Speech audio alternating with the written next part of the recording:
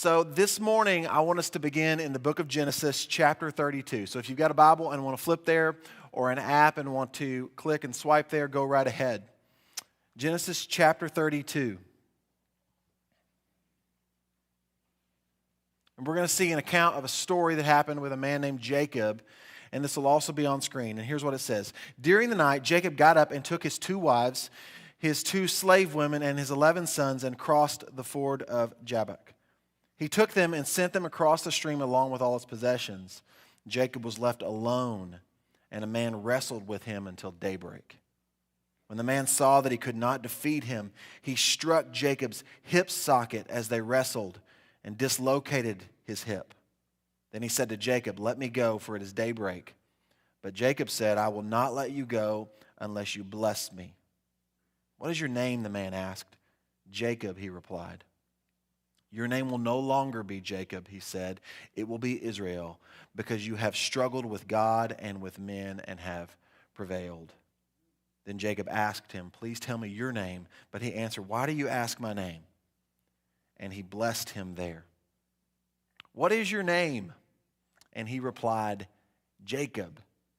Jacob is one of the more interesting characters that we see in the Bible, in the Old Testament. A really flawed man, but he was used by God. Here in this particular part of a story, we see that his name gets changed from Jacob to Israel. And this is really kind of in the middle of his story. So much had already happened to this guy, and so much was still yet to happen in his life and in the life of those, his descendants, those that would come after him. But even from the start, we get this idea that Jacob was going to be somebody who was going to experience conflict and turmoil. When we look at the account of his birth, which is a little bit before this in Genesis 25, it says this about his mother. When her time came to give birth, there were indeed twins in her womb. There had been a prophecy that there would be twins. The first one came out red-looking, covered with hair like a fur coat, and they named him Esau. After this, his brother came out, grasping Esau's heel with his hand. So he was named Jacob. So Jacob has a twin brother born just before him, and the scriptures tell us that he came out right after him, grabbing his heel, almost like to say, no, let me first, not you, me, and grabbing at his heel. And so he gets named Jacob, which means heel grabber. It can also mean supplanter, and a supplanter is just someone who trips someone else up to get into their position. He grabbed their heel. So Jacob was labeled based on something he did before he ever knew what he was doing. How many of you would like, as grown adults, to be labeled based on something you did when you were very small? No. How about labeled based on who you were when you were 13 or 17? God help us, right? Thank you, Jesus, I am no longer what I once was. So he was labeled from the beginning that he was going to be a heel grabber. But his name was prophetic. He was going to become someone who would get what he wanted by tripping up someone else, by deceiving, by taking advantage, by supplanting, by putting himself into a position where he did not belong. This is what he would do. You see, in this culture, there was the birthright and the blessing, and the birthright was given to the first son, and it wasn't just that he was the oldest son or the older brother. When it came time for the inheritance to be divvied up, he got a bigger portion. He got a bigger portion, so it's a pretty sweet spot to be in. And the only thing that you did to get this position was just to be born first, right? So maybe you can start to see why maybe on the way out he's grabbing onto his heel like, no, right? You see this with kids is let's have a foot race, and it's getting a little close, and so what do? They reach and they grab to try to slow them down. And Jacob was going to become someone who did this. Here's what it says in Genesis 25. It says, when the boys grew up, Esau became an expert hunter and outdoorsman, but Jacob was a quiet man who stayed at home.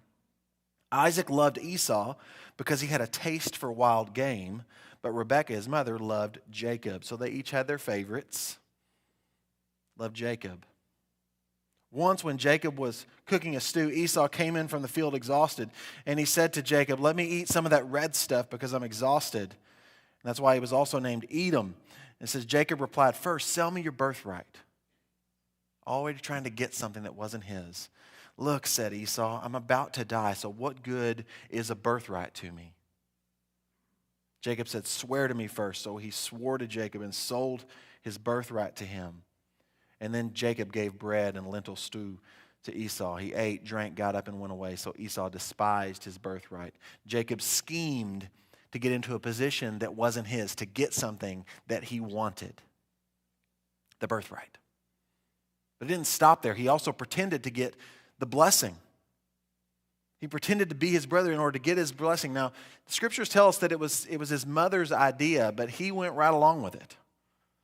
And so we saw in the beginning that when Esau was born, it said that he was covered with hair, red hair, so they named him Esau. And so Jacob was apparently not that. He was a smooth man, probably much like me, very smooth. But he was going to pretend, and so he was going to go in as his father got to an advanced age and he couldn't see very well anymore. And so he decides that he would put the skin of goats on his hands and on his neck to make him feel more like his brother. I mean, how hairy was this guy? And so their father sends Esau and says, "Hey, go kill a deer. I want some venison. And bring it to me and prepare it for me the way I like. And when you bring it to me, I'm going to bless you."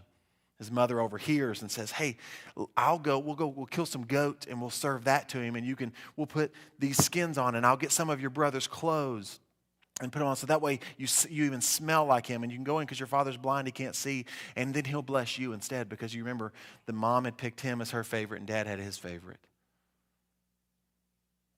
So it says this in verse 18 of Genesis 27. When he came to his father, he said, "My father," and he answered, "Here I am."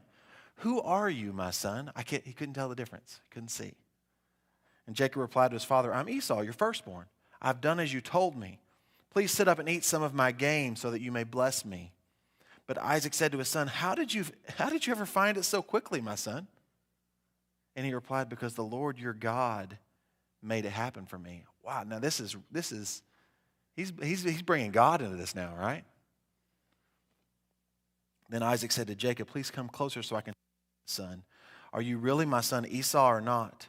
So Jacob came closer to his father Isaac, and when he touched him, he said, "The voice is the voice of Jacob, but the hands are the hands of Esau." He did not recognize him because his hands were hairy like those of his brother Esau, so he blessed him. He schemed to get the birthright. He pretended to get a blessing. He was doing all of this, being something that he wasn't, to get something that he wanted, to put himself into a position that he didn't belong in. And when his brother finds out, like any big brother would be, he was ticked. He actually said it this way, "He's stolen my birthright and my blessing." And he wanted to kill him. So now Rebekah says, "Jacob, you've got to go. You've got to run. He's mad. You've got to leave." So he flees the house. And Jacob got what he wanted. He got the birthright. He got the blessing. But he had to run. He got what he was after, but he lost what he had. He lost himself in the process. I think a lot of us may be experiencing something kind of like this. We're in an effort to get something, to achieve something, to be seen as something, we are actually losing reality. We are losing ourselves. Last week we talked about how we're overconnected.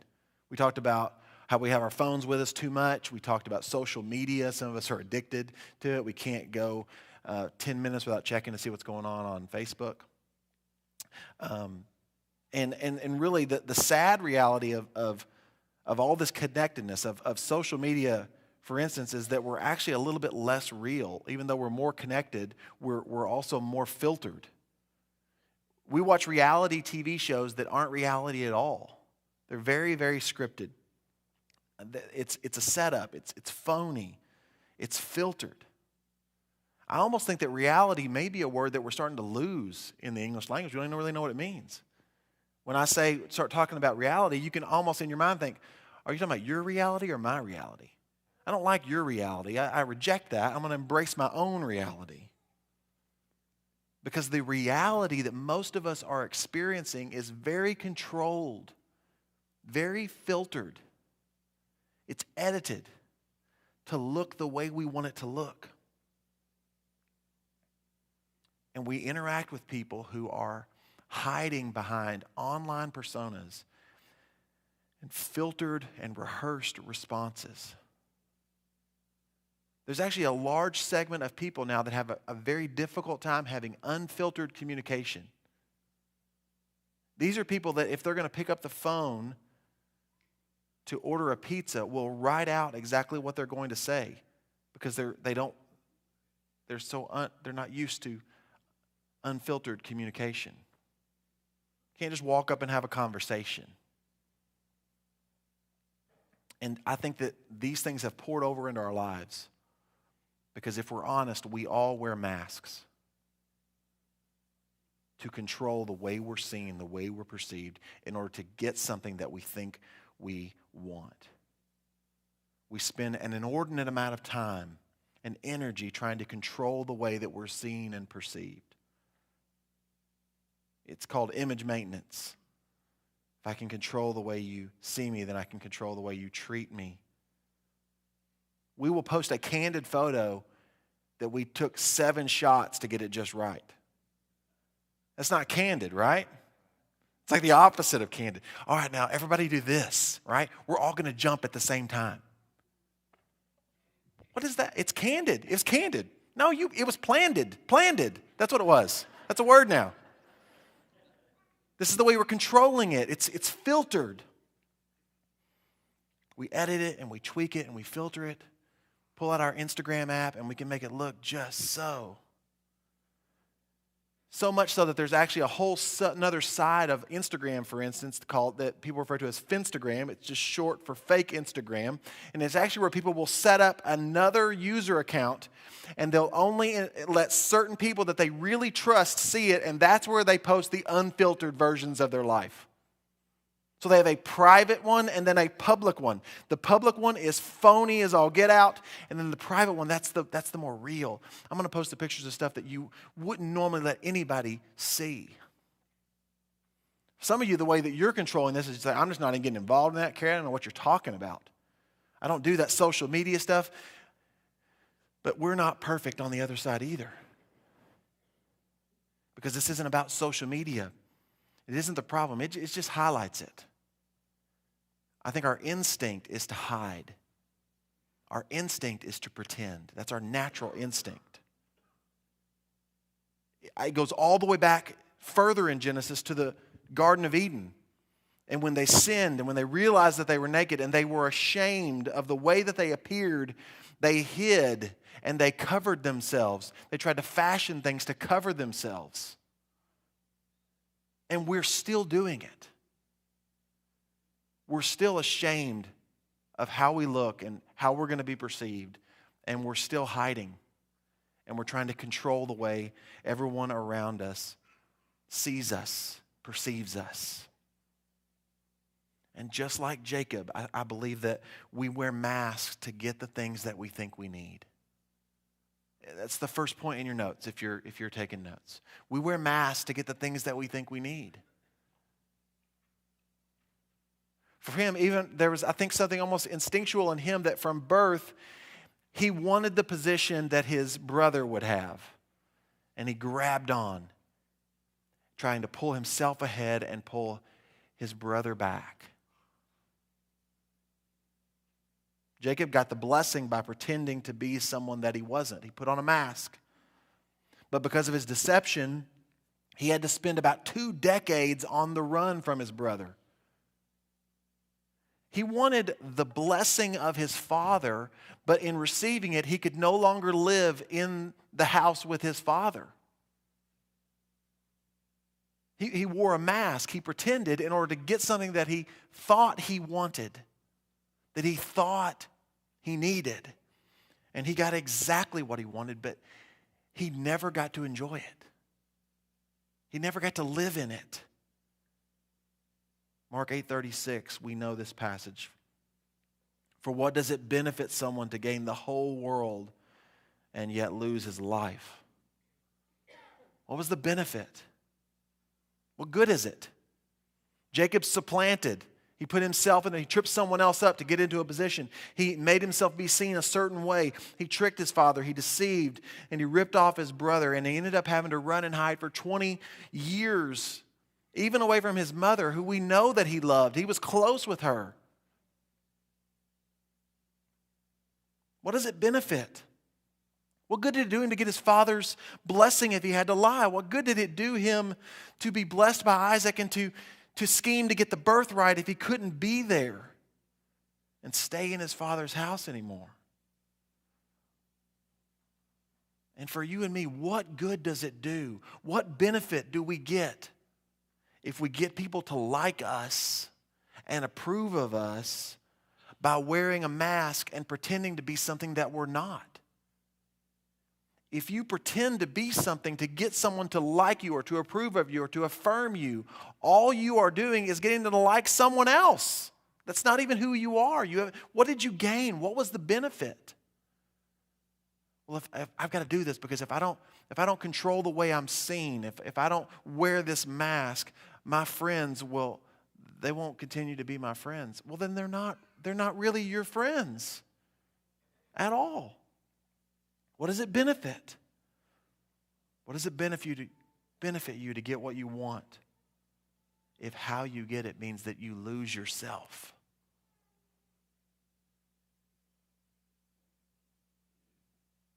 And for some of us, we've been doing this for so long that we don't really know the difference anymore. We don't. We can't tell the difference. We can't separate ourselves from the mask. We're to the point now that when we walk into church and you get the question, so how was your week? We always say, man, it was great. We don't even think about it. Man, I'm doing good. I'm fine. We've got the stock responses. And here's what those responses do. They actually stop the conversation. They do. When you ask me, say, how you doing, Carrie? And I say, I'm fine. You go, oh, okay. Because we're filtered, we're controlled. Because we have this idea that it's not okay to not be okay, to not have everything together. We have this idea that we have to wear this mask to get the things that we think we need.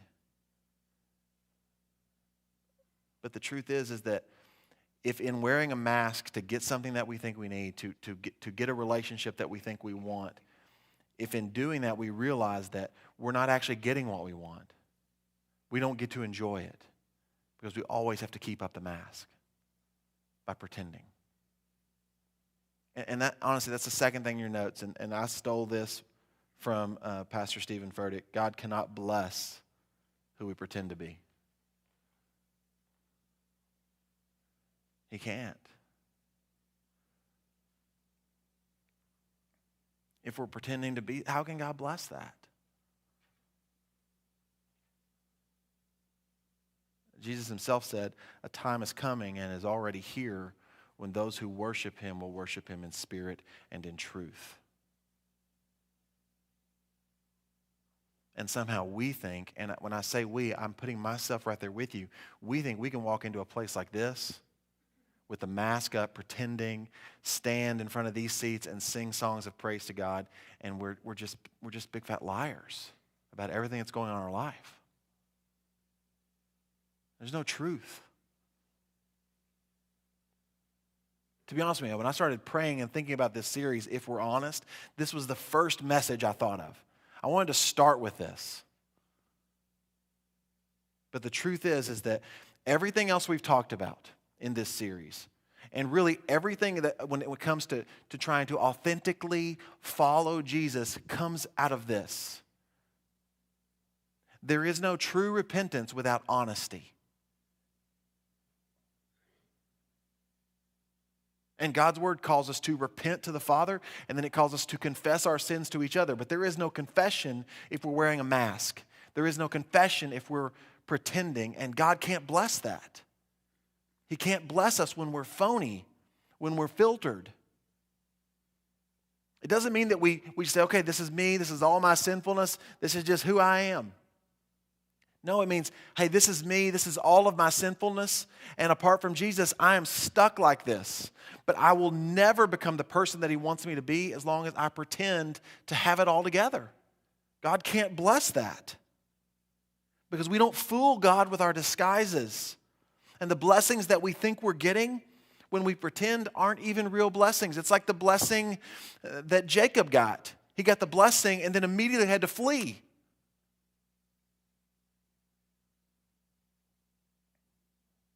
Because the blessing was never about personal enrichment. Truthfully, he was probably approaching it completely from a superstitious standpoint. But they felt like if I got that blessing, then that would allow me to have the blessing of God on my life.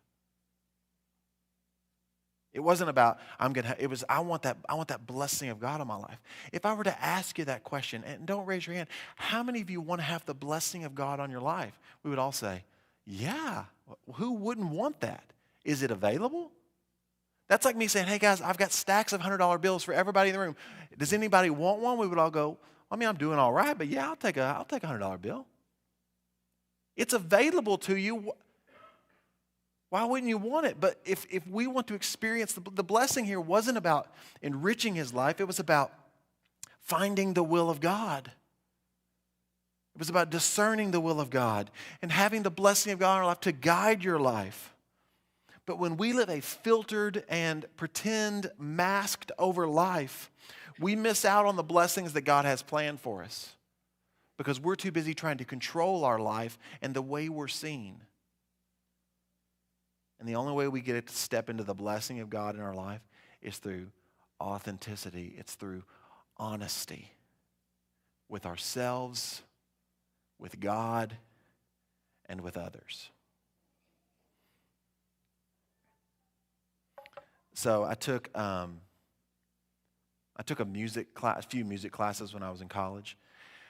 And one of our classes was taught by the chair of the music department. And he was teaching a session on breathing, okay? And I still remember that vividly in my mind. Okay, so his name's Dr. Bob McGee, great man. And Dr. McGee is standing there in front of us, and he has his tie on and his coat just like he always did. And he stands there, he's talking about breathing. He's talking about having his chest up. And then he makes this statement. He said, but you know, he said, I always keep my gut in and my chest up. I just do that. I've been doing it for so long, I don't know that if I can really let it out. He makes this statement. And then he turns to the side and lets his gut out. And it goes from here to here. And I was like, good grief, that's an impressive suck-in job. From then on, I've been I've got to just be like that, not letting it out. I want to be able to hold it in like that. And some of us, you guys, you men, you know what I'm talking about, right? You suck it up, you suck it in. Some of you have been doing it for so long, you actually think that's what your stomach looks like now. But it's not. It's a lie.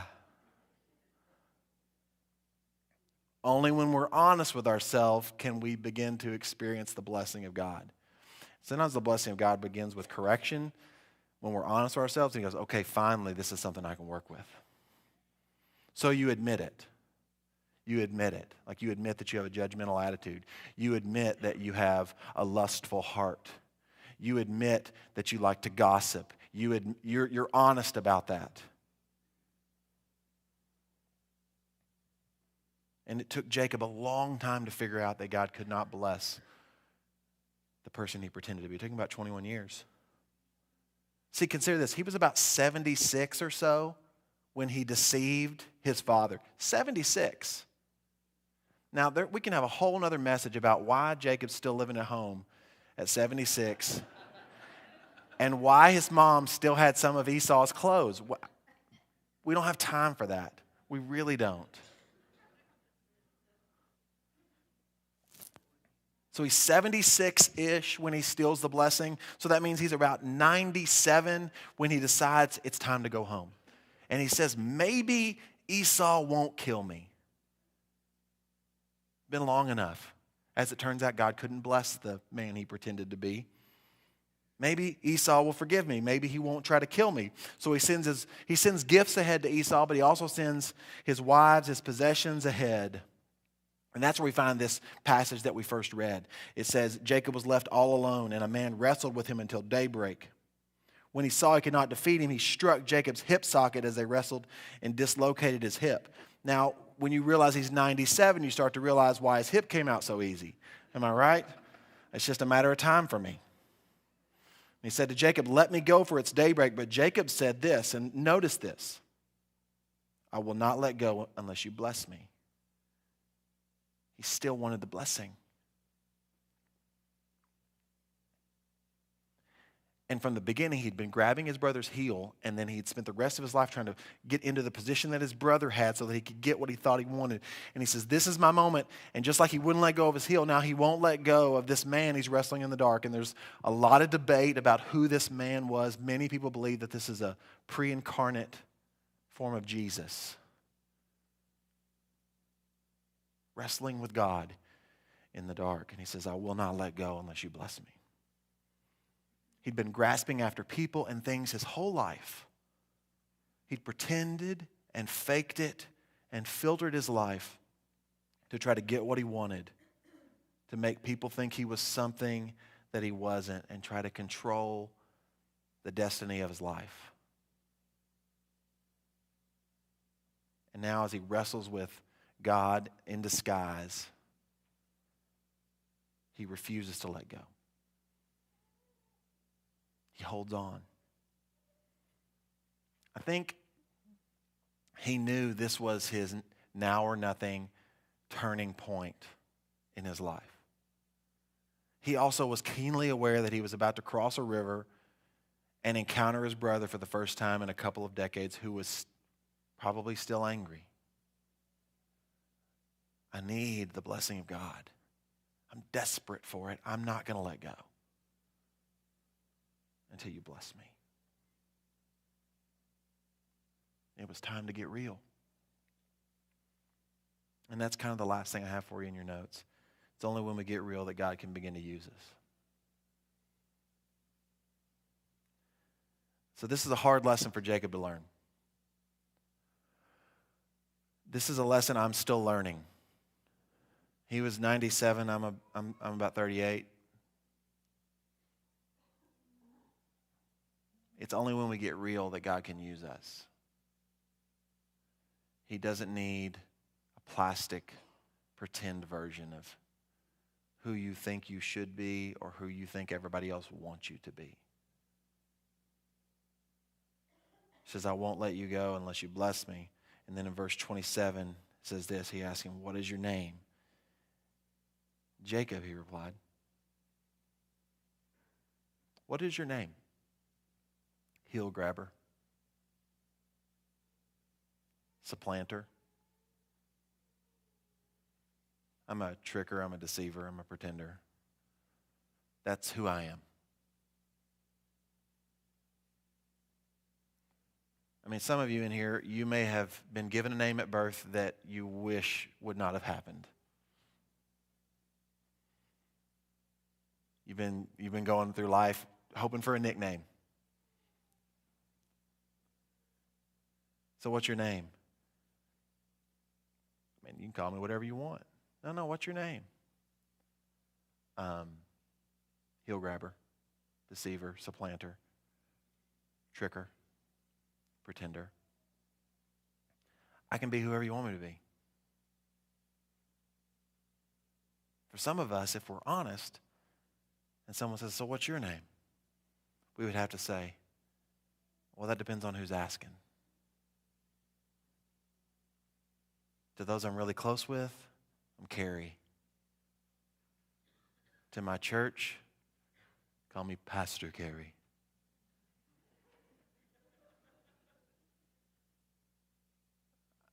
So I'm not awesome at this, but pretty much what you see is what you get. And I got work to do. What's your name? I'm Jacob. Not anymore.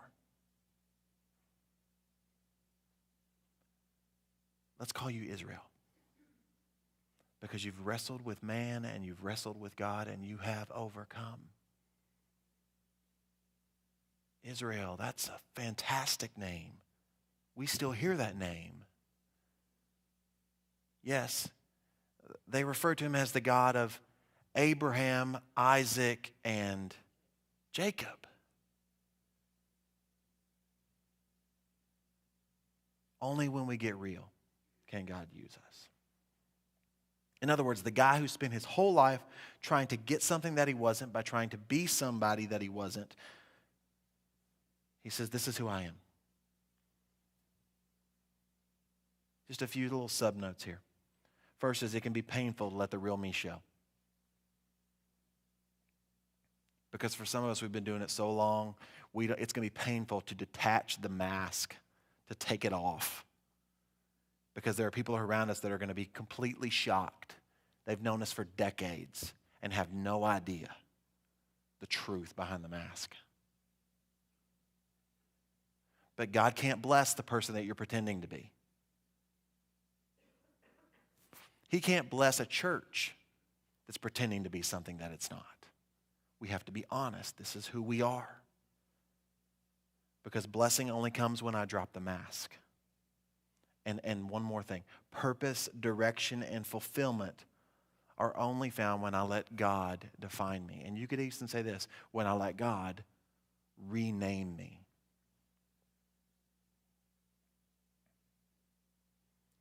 Your name will no longer be Jacob, he said. It will be Israel, because you have struggled with God and with men and have prevailed. Then Jacob asked him, please tell me your name. But he answered, why do you ask my name? And he gave him what he wanted. He blessed him there. So as we wrap up, know this. Your mask may fool me, but it doesn't fool God. He knows your flaws. He knows your brokenness. I think one reason why God chose maybe the more unsavory of the two brothers was to make this point. God's work depends on His power, not on our worthiness. That's why He chose, I think, maybe why He chose the heel grabber. It's about His power. It's about His holiness. And the mask you wear, it may get you likes. It may get you friends. But at what cost? If we get friends, but they don't really know us, do we even really have them? I think we know inside that we don't. And then the other thing is this. It's just that wearing a mask, even though we think it'd be painful to take it off, it is exhausting. It is exhausting work to be constantly trying to control how you perceive me and what you will think of me. And it's a fool's errand to think that I can ever really pull it off. When Jacob got real, God redeemed him and He renamed him. And He set him to the purpose that had been prophesied. Leader of a nation that would also be called Israel. Jacob had wrestled with God. He had clung to God. And the name spoke of his being bound to God with a bond of life and love of God. Ephesians 4:20 through 24 says this, since you have heard about Jesus and have learned the truth that comes from Him, throw off your old sinful nature and your former way of life, which is corrupted by lust and deception. Instead, let the Spirit renew your thoughts and attitudes. Put on your new nature, created to be like God, truly righteous and holy. When we get real, we have the opportunity to step into exactly the person that God made us to be. But Carrie, I'm not crazy about the real me. Don't like what I see in the mirror. Don't like my first instinct thoughts. I'm having to filter all of this. I got to control this. It's okay. God knows you and He loves you anyway.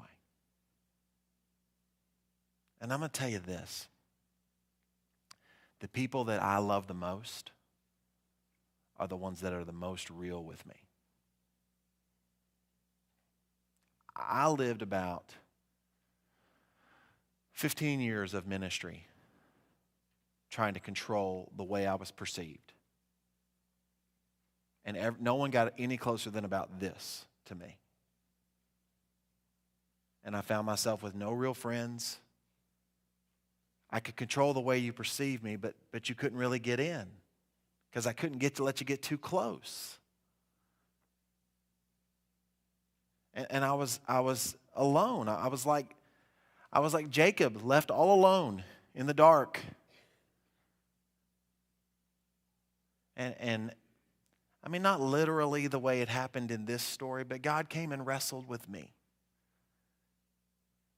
And I realized I haven't been honest for a long time. Maybe ever.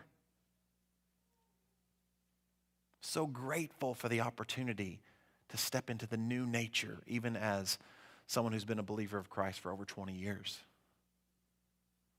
And that's available to you today. So this is the invitation. Let's drop the mask.